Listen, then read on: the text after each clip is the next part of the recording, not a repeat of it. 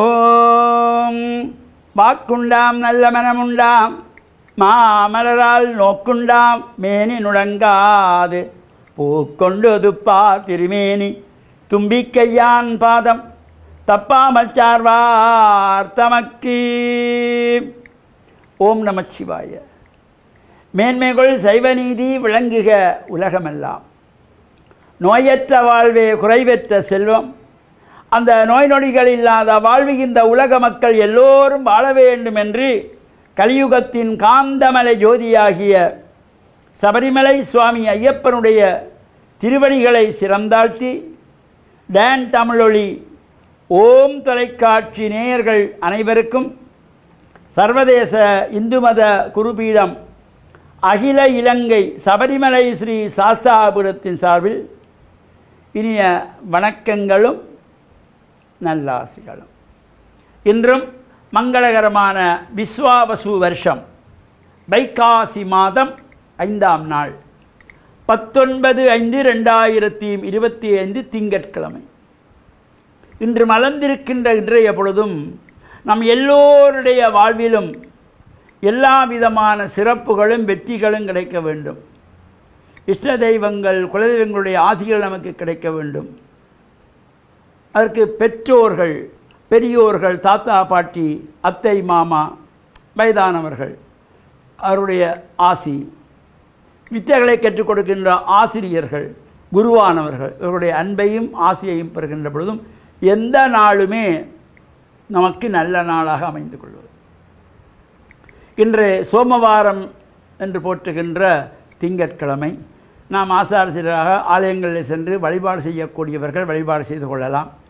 ஆலயத்துக்கு செல்ல முடியவில்லை, நமக்கு நேரம் போதாது, அருகிலே ஆலயம் இல்லை என்றால் வீட்டிலே சுவாமி அறையிலே மஞ்சள் தண்ணீர் தெளித்து சாம்பிராணி தூபமிட்டு தீபங்கள் ஏற்றி வைத்தாலே வீடே ஒரு கோயிலாக. எனவே அந்த வீட்டிலேயே நாம் பிரார்த்தனைகள் செய்கின்ற பொழுது நிச்சயமாக லக்ஷ்மி கடாட்சம் நிறைந்து வாழ்வில் உயர்வுகளெல்லாம் கிடைக்கக்கூடியதாக இருக்கும்.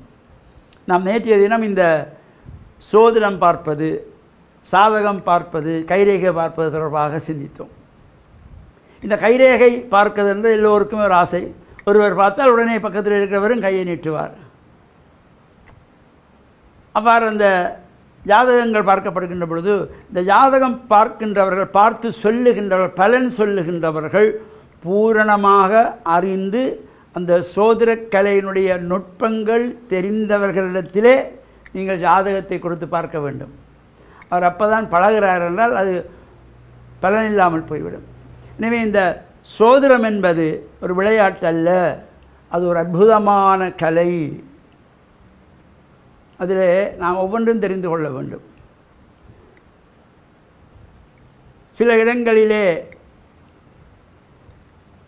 27 நட்சத்திரங்கள் என்னவென்று தெரியாதவர்களும் 12 ராசிகள் எது எது என்று வரிசைக்கிரமாக தெரியாதவர்கள் கூட சோதிடம் பார்க்கிறார்கள். முறையாக பார்க்கின்றவர்களும் உண்டு. எனவே இந்த முறையாக சோதிடங்களை அறிந்து அதனுடைய பலன்களை கூறுவதற்கு தகுதியானவர்கள் தான் இந்த பலனை சொல்ல வேண்டும். ஏதோ கேட்கிறவர்களுக்கு ஒன்றும் புரியாது, நாம் எதை சொன்னாலும் தலையாட்டி விட்டு போய்விடுவார்கள் என்ற எண்ணத்திலே இந்த சோதிடம் பலன்களை சொல்லக்கூடாது. பார்க்க செல்லுகின்றவர்களும் அவர் ஒரு பூரணமான சோதிட சாஸ்திரத்தை பற்றி அந்த கலையை பூர்ணமாக அறிந்தவராக என்று தெரிந்து போய் பார்க்க வேண்டும். இப்போ எல்லோருமே ஒரு விளையாட்டாக இப்போ கையிலக்க தொலைபேசி எடுத்தால் ஒவ்வொருவருக்கும் ஒவ்வொரு பலனை அவரவர் யாராவது போட்டுக்கிட்டே இருப்பார். அது என்ன நடக்குதுன்னு தெரியாது. மேஷராசிக்கு அள்ளி கொட்ட போகிறது, ரிஷபராசிக்கு இந்தா குவியப் போகிறது பணம், மிதுன என்று சொல்லி கொண்டிருப்பார்கள். இவையெல்லாம் ஒரு பொதுவான ஒரு பலன்கள். ஒவ்வொருவருடைய ஜாதகத்திலே அந்த கட்டங்களை கணித்து பார்த்து பலன் சொல்லுகின்ற பொழுதுதான் அந்த பூரணத்துவம் ஒவ்வொருவருக்கு நமக்கு கிடைக்கும்.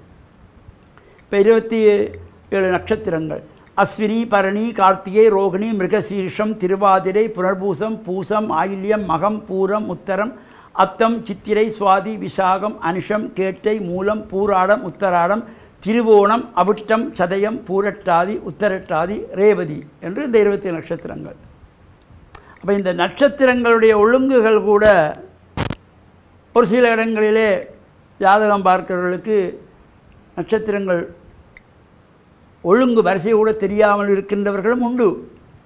அவ்வாறு இல்லாமல் ஒழுங்குமுறையாக சோதரக்கலை என்பது அற்புதமான கலை. ஒரு மனிதனுடைய வாழ்விலே அவனை உயர்த்துவதும் அவனை கீழிறக்கி விடுவதும் நாம் சொல்லுகின்ற பலனை பொறுத்தது என்ற அந்த எண்ணத்தோடு பிறர் வாழ்வில் நாம் இவ்வாறு பலன்களை சொல்ல போகின்ற பொழுது பூரணத்துவமாக தெரிந்தவர்களால் அந்த பலனை சொல்ல வேண்டும். அவர் பூர்ணமாக சொல்லுவரிடத்திலே தான் நாம் ஜாதகத்தை கொடுத்து பார்க்க வேண்டும். எனவே பொதுவாக யாரை கண்டாலும் சோதனை பார்க்க வேண்டும், இந்த பலன் எப்படி சொல்லுங்கள். இது ஒவ்வொருவரும் சாதாரணமான நடைமுறையிலே கண்டவுடனே கேட்பார்கள். ஐயா, கார்த்திகை நட்சத்திரத்துக்கு எப்படி, மேசராசிக்கு இப்போ எப்படி, உத்திர நட்சத்திரத்துக்கு எப்படி, அவ்வாறெல்லாம் பலன் சொல்லுவது என்பது அது ஏற்றுக்கொள்ள முடியாது. பூரணமான பலன் என்பது ஜாதக கட்டங்கள் கணித்து பார்த்து அதனுடைய ஒவ்வொரு கிரகங்களுடைய ஒவ்வொரு பலாபலன்கள் அதனுடைய அடிப்படையிலே தான் இந்த பூரணமான பலன்கள் வரும். எனவே இந்த சோதிடம் சம்பந்தமாக தொடர்ந்தும் சிந்திப்போம் என்று கூறி டான் தமிழொலி ஓம் தொலைக்காட்சி நேயர்கள் அனைவருக்கும் சர்வதேச இந்து மத குருபீடம் அகில இலங்கை சபரிமலை ஸ்ரீ சாஸ்தாபுரத்தின் சார்பில் நல்ல ஆசிகளை கூறிக்கொள்வதில் மன மகிழ்வு கொள்கிறோம். சர்வே ஜனாக சுகினோ பவந்து, சமஸ்த மங்களானி சந்து சுபம்.